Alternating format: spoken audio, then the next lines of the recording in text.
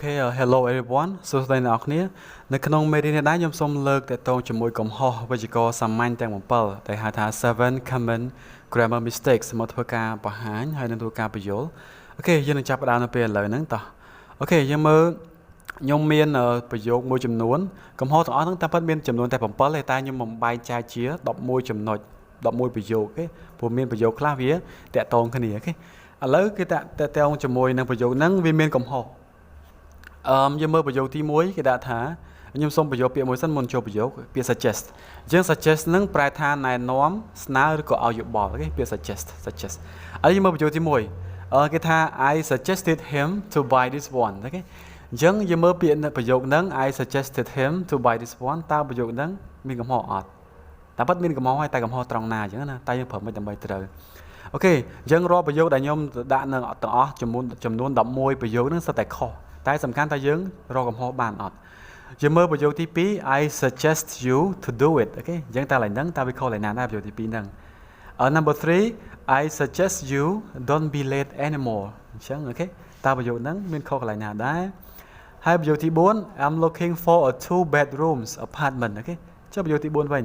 កំហុសវានៅតាណាnumber 5 I have a 6 years old son អូខេទី5អូខេកំហុសវាអាចរកអូខេទី6 I would appreciate getting some advices from you អូខេអញ្ចឹងទី6តែកំហុសវានៅកន្លែងណាដែរហើយយើងមើលទី7 I'm really looking forward to go there អូខេអូខេអញ្ចឹងយើងមើលទី8 In my country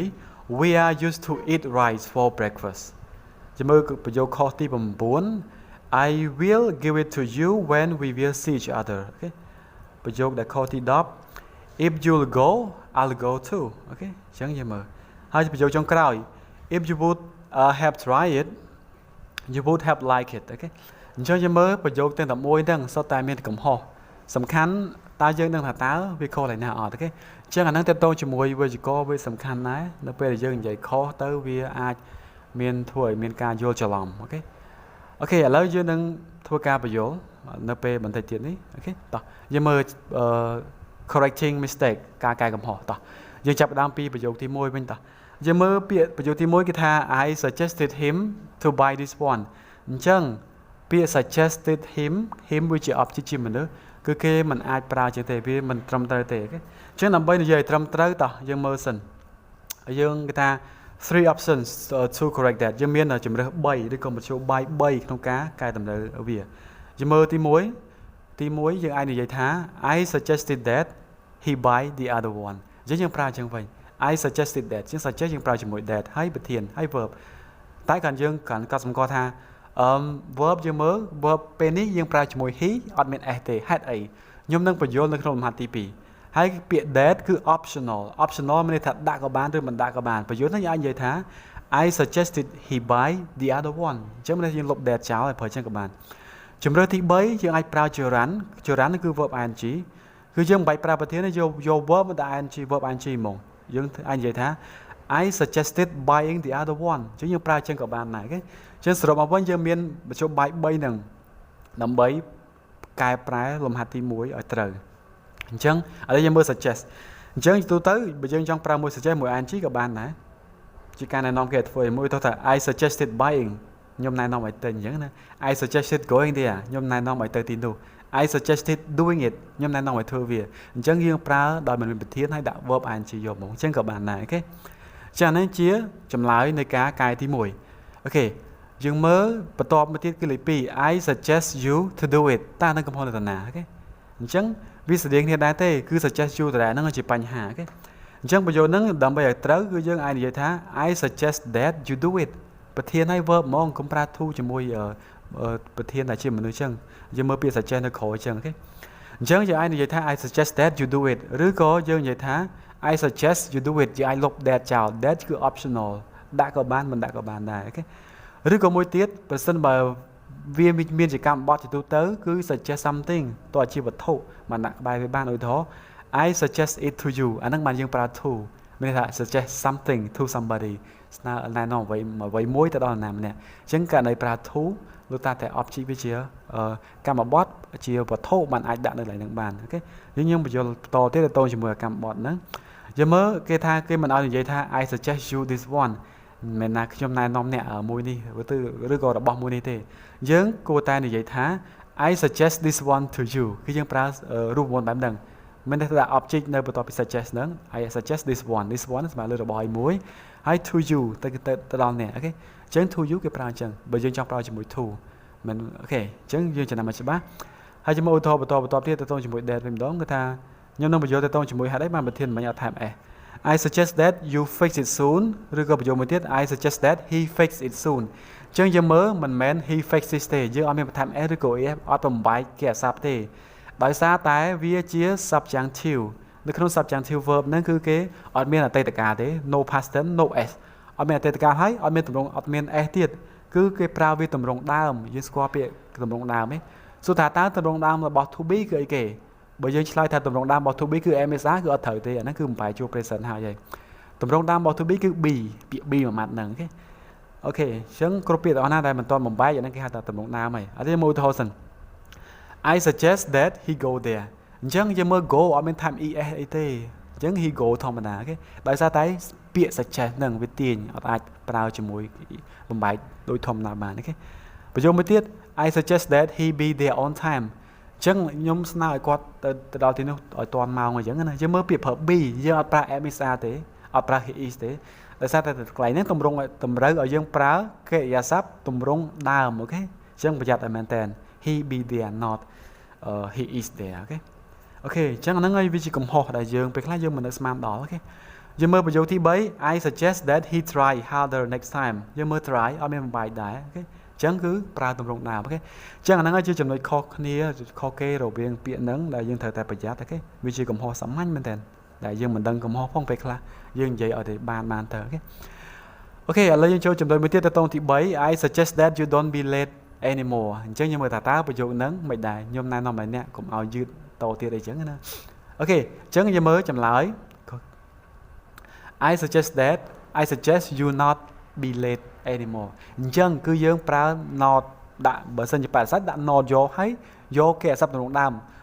របស់ be ខ្ញុំដាក់ដដែលទៅអញ្ចឹង you not be late យើងអត់មានប្រើ don't នៃប្រើជំនួយអីមកជួយអត់ចាំបាច់ត្រូវការវាទេអញ្ចឹងយើងអាចប្រើអញ្ចឹងបាន I suggest you not be late anymore អូខេអញ្ចឹងប្រយ័ត្នតែមែនតើខ្ញុំណែនាំឲ្យកុំឲ្យយឺតតទៅទៀតអូខេឬក៏យើងប្រើតម្រងមួយទៀតគឺចរន្តយើងអាចប្រើចរន្តនៅឡើយនឹងបានដែរជាមួយឧទាហរណ៍ I suggest not being late anymore អូខេមិនបាច់ដាក់ប្រធានដាក់ចរន្តយក be ហ្នឹងថា ing អូខេ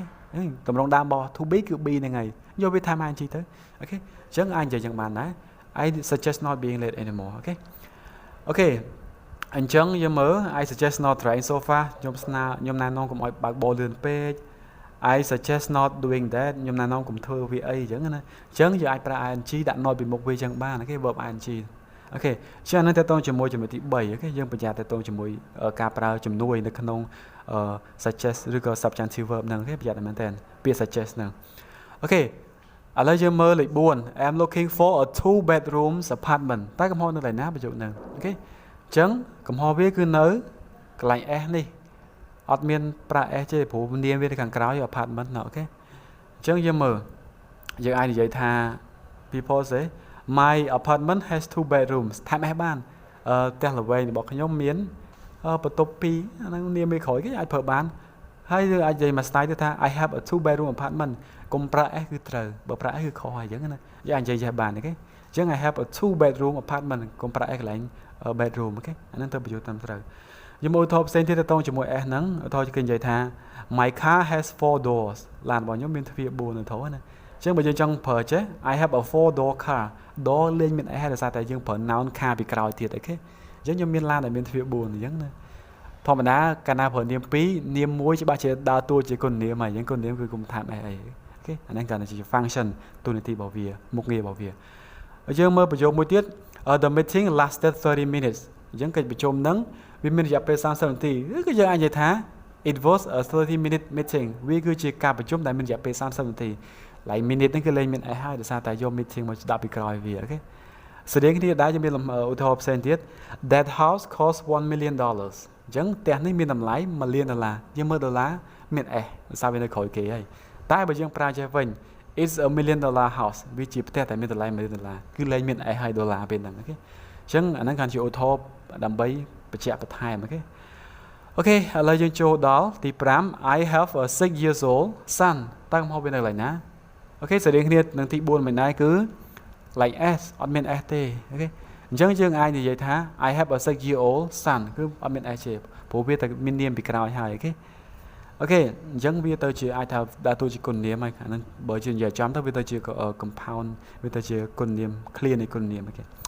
អូខេមួយទៀត I have a 4-year old daughter អញ្ចឹងខ្ញុំមានកូនស្រីដែលមានអាយុ4ឆ្នាំ 4 year old មិនអាច years old ទេគេមិនអាចបន្ថែម s បានទេ I have an 80-year-old grandmother ខ្ញុំមានជាដូនដែលមានអាយុ80ឆ្នាំមួយនាក់អូខេអញ្ចឹងយើងមើល year old អត់មាន s ទេអូខេអញ្ចឹងប្រយ័ត្នមែនតើយើងមើល people say មនុស្សតែគេតែនិយាយថា I have 2 children ខ្ញុំមានកូន2នាក់ហើយបន្តមកទៀតគេរៀបរាប់ណា I have a 7-year-old and a 9-year-old អញ្ចឹងយើងមើលគេអត់មានថែម s ទេ 9 years old ទេតែប៉ុន្តែគេអត់បញ្ជាក់តែប៉ុន្តែនៅក្រោយហ្នឹងគេអាចបញ្ជាក់ថា son ឬក៏ daughter ពីក្រោយតែគេលុបគេអត់ចង់ប្រាប់ច្បាស់អញ្ចឹងគេយើងប្រយ័ត្នតែហ្នឹងមែនតើអូខេអរគុណឥឡូវយើងចូលដល់មួយទៀតទី6 I would appreciate getting some advices from you អូខេអញ្ចឹងតើប្រយោគហ្នឹងខុសនៅកន្លែងណាអូខេអញ្ចឹងចម្លើយវាទៅជាមួយពាក្យ advice ពាក្យ advice វាជាមិនអាចថែម s បានទេដោយសារតែវាជា non countable noun នាមរាប់មិនបានហាមថែម s ទៅលើនាមរាប់មិនបានអូខេអញ្ចឹងយើងមើល make sure you learn all non countable nouns គេថាត្រូវតែប្រកាសថាអ្នករៀននាមរាប់មិនបានឲ្យអស់អូខេតើវាមានប្រមាណអូខេយើងត្រូវតែសិក្សាវាអូខេយើងមើលឧទាហរណ៍តើនាមរាប់បានមានខ្លះយើងមានពាក្យ advice អញ្ចឹងវាជា uncount noun ហើយយើងមានពាក្យ homework មានអ្នកខ្លះយកពាក្យ homework ហ្នឹងទៅថែម s អាហ្នឹងគឺខុសហើយវាជានាមរាប់មិនបានអូខេហើយធ្វើម៉េចដឹងនាមរាប់មិនបានឆែកវចនានុក្រមវាជាវិធីសាស្ត្រមួយដែលអាចធ្វើបានអូខេអញ្ចឹងយើងត្រូវតែរៀនរបៀបឆែកវាទៀតអូខេពាក្យ information ក៏មិនអាចថែម s បានដែរអូខេពាក្យ slang មានពាក្យ vocabulary ពួកហ្នឹងគឺសុទ្ធតែនាមរាប់មិនបានហើយអូខេវាចម្លែកណាស់ដែលឃើញឧទាហរណ៍អ្នកខ្លះយក vocabulary ទៅបំបែកថែម ies អាហ្នឹងវាជាពិតជាចម្លែកមែនអូខេអូខេអញ្ចឹងតើតោជាមួយនឹង countable noun ឬក៏ non countable noun យើងត្រូវតែសិក្សាវាឲ្យបានច្បាស់ឲ្យបានច្រើនកាន់តែល្អព្រោះយើងប្រើរងថ្ងៃគឺប្រើចាំបាច់មែនតើអូខេឥឡូវយើងចូលដល់ទី7 I'm really looking forward to go there តើកំហុសនៅតាណាអូខេអញ្ចឹងចម្លើយគឺ go needs ing go ត្រូវបន្ថែម ing ត្រូវការ ing ដោយសារតែរូបមន្ត look forward to បូក verb ing ហ្មងអញ្ចឹងរូបមន្តរបស់វាអូខេពីច្រើនយើងឃើញវានៅក្នុងការសរសេរ cover letter សម្បត្តិពេលសុំការងារហ្នឹងឧទាហរណ៍ឥឡូវយើងមើលប្រយោគឧទាហរណ៍សិន I'm really looking forward to going there នេះជាចម្លើយរបស់វាហើយប្រយោគផ្សេងទៀត I'm looking forward to meeting you មានតែខ្ញុំតន្ទឹងរង់ចាំក្នុងការជួបអ្នកគឺយើងប្រើ verb ing ចឹងហ្មងអូខេ I'm looking forward to hearing from you ខ្ញុំតន្ទឹងរង់ចាំក្នុងការទទួលដំណឹងពីអ្នកវិញទៅយើងដាក់ពាក្យធ្វើការអញ្ចឹងណាយើងប្រើ clear ហ្នឹងហើយអញ្ចឹង looking forward to hearing បូកជាមួយ verb ing កុំភ្លេច verb ing ឲ្យសោះអូខេបើភ្លេចមានតែខុសហើយអូខេអញ្ចឹងអាហ្នឹងមានតែបន្លែងហ្នឹងសំខាន់អូខេយើងមើលទី8 In my country we are used to eat rice for breakfast អញ្ចឹងតើកំហុសនៅឡើយណាអូខេអញ្ចឹងសរុបមកវិញចម្លើយបើចង់កែវាមាន2ព្រោះវាអត្ថន័យមាន2វាអាចជា in the past ឬក៏ current habit in the past មានន័យថាគេសួរថាតើវាកើតឡើងក្នុងអតីតកាលឬក៏វាជាត្រឡប់ពេលឥឡូវហ្នឹងព្រោះ structure ហ្នឹងវាអាចមាន2ឥឡូវយើងមើលខ្ញុំបញ្យល់ I used to get up early អញ្ចឹងអាហ្នឹងយើងប្រើ used to ហើយឥឡូវនោះគេប្រើ are used to អញ្ចឹងណាវាខុសគ្នាឡើងផង to be ពីមុខឯងអញ្ចឹងបើយើងនិយាយថា I used to get up early អាហ្នឹងវាជាសកម្មភាពក្នុងអតីតកាលហើយ in the past ហើយយើងឥឡូវហ្នឹងចង់ថាខ្ញុំធ្លាប់ងើបពីគេងពីព្រលឹមឥឡូវងើបយឺតរហូតអញ្ចឹងត្រឡប់ហ្នឹងគឺលែងមានហើយអញ្ចឹងណាតែបើយើងនិយាយថា I am used to getting up early អញ្ចឹងអាហ្នឹងវាជាថា current habit ត្រឡប់ពេលថ្មីហ្នឹងសំខាន់ structure របស់វាមាន am មាន to be ហើយជាមួយ verb ing ត្រូវតែមានអាហ្នឹងបើយើងចង់ប្រើ to be ត្រូវតែមាន verb ing ហើយការបកប្រែរបស់វាមានន័យថាយើងស៊ាំនឹងធ្វើអីមួយស៊ាំធ្វើវាដដែលជាត្រឡប់ទៅវាទៅជាស៊ាំអូខេយើងថាខ្ញុំស៊ាំជាមួយនឹងការងើបពីគេងពីព្រលឹមហើយអូខេចាហ្នឹងវាជាចំណុចដែលខុសគ្នារវាង structure ទាំងពីរហ្នឹងអូខេអូខេឥឡូវយើងមើលក្នុងប្រយោគយើងគេថា In my country we are used to eat rice for breakfast អញ្ចឹងបញ្ហានេះមាន to be តែ verb អត់មាន ing អាហ្នឹងវាជាកំហុសរបស់វាអូខេយើងដើម្បីនិយាយត្រូវយើងនិយាយថា we are used to eating rice ប្រយោគហ្នឹងមានន័យថាវាជាទម្លាប់ចង់និយាយថាវាយើងស៊ាំយើងញ៉ាំបាយធម្មតាជារឿងធម្មតារបស់យើងហើយអូខេ តែបើសិនជាយើងនិយាយថា we used to eat rice យើងធ្លាប់ញ៉ាំបាយសម្រាប់អាហារពេលព្រឹកអញ្ចឹងទៅចឹងមានន័យថាឥឡូវហ្នឹងគឺយើងឈប់ញ៉ាំបាយហើយវាជាត្រឡប់ក្នុងអតីតកាលទេអញ្ចឹងគ្រាន់ចាំថា used to ហ្នឹង used to បូក verb ហ្មងអាហ្នឹងវាបង្ហាញពីអតីតកាលទេតែបើយើងប្រើ to be ហើយ used to verb ing អាហ្នឹងបង្ហាញពីត្រឡប់ទៅពេលឥឡូវ current habit ត្រឡប់បូកប្រែទៅគឺស៊ាំក្នុងការធ្វើអីមួយគេឧទាហរណ៍យើងនិយាយថា I used to do it អញ្ចឹងវាស្មើពី I did it in the past ខ្ញុំធ្លាប់វាអញ្ចឹងមានន័យថាយើងធ្វើវាពីអតីតកាលទេតែបើយើងនិយាយថា I am used to doing it ខ្ញុំស៊ាំនឹងការធ្វើវាបូកប្រែអញ្ចឹងវិញស៊ាំតែថាឥឡូវហ្នឹងខ្ញុំធ្វើវាលើស៊ាំហើយ it's a habit វាជាទម្លាប់ am accustomed to it accustomed to ហ្នឹងវាស្មើ used to ដែរមានតែស៊ាំធ្វើអីមួយអញ្ចឹងណាអូខេអញ្ចឹងអាហ្នឹងទៅតជាមួយនឹង used to ហ្នឹងអូខេnumber 9យើងមើល I will give it to you when we will see each other អញ្ចឹងកំហុសនៅតាណាអញ្ចឹងកំហុសរបស់វាគឺតទៅជាមួយ when យើងមើលយើងអាចប្រើលក្ខណៈ will បន្ទាប់ពី when មកហើយយើងមើលទៅតែត្រូវ when I finish high school I will go to college យើងមើលពាក្យ when I finish មិនមែន when I will finish ទេយើងប្រើ present មែនក៏ប៉ុន្តែអត្ថន័យវាគឺ future ហើយអាហ្នឹងតើយើងសិក្សាទៅជាមួយ future ទៀតបើយើងអាចយល់ពីអាហ្នឹងទេតែគ្រាន់ចាំថាក្រោយ will គឺយើងអត់ប្រើក្រោយ when យើងអត់ប្រើ will ទេប្រយ័ត្នអាហ្នឹង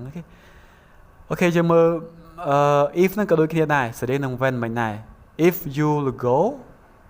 I'll go too អញ្ចឹងដូចគ្នាអញ្ចឹងចម្លើយរបស់វាគឺ if you go